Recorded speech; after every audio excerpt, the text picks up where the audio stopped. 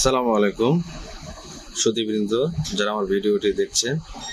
আমি আপনাদের মাঝে এখন পরিচয় করে দিব আমাদের একজন পিজিটি ক্লায়েন্টের সাথে, যিনি কিছুক্ষণ আগে আমার এই পিটিটি লুব্রিক্যান্টসের 1 লিটার ক্যান নিয়ে আসছেন এবং দোকানদারকে বলছেন যে আমি আসলে এই লুব্রিক্যান্টসটা চাই। ভাই, আপনার নাম কি? আফদাল মিয়া। আফদাল মিয়া। আচ্ছা, আপনার কি গাড়ি আছে? এটা কোন গাড়িতে ব্যবহার করবেন? যে কেস কেস ট্রাক্টর। আচ্ছা, হালের গাড়ি। হালের গাড়ি। হালের।